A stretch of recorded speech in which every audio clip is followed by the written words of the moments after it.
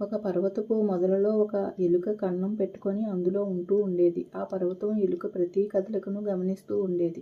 ఒకరోజు అది ఎలుకను ఆపి, ఎలుక చూడు, నాతో పోల్చినప్పుడు నువ్వు ఎంత చిన్నదానివిగా కనిపిస్తున్నావో అంది.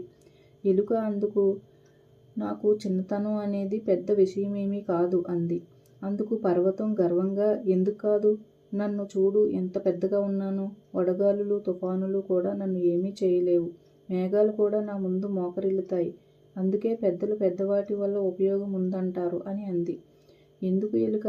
నేను చెప్పే విషయంతో ఏకీభవించవు.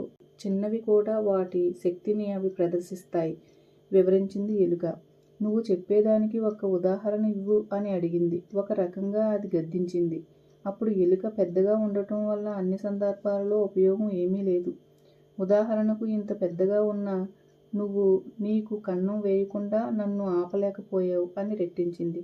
ఆ విషయం విన్న పర్వతం సిగ్గుపడింది. చిన్నవాటి మీద తక్కువ చూపు ఉండకూడదనే విషయం ఆ పర్వతం గ్రహించింది. ప్లీజ్ సబ్స్క్రైబ్ చేసుకోండి ఫ్రెండ్స్.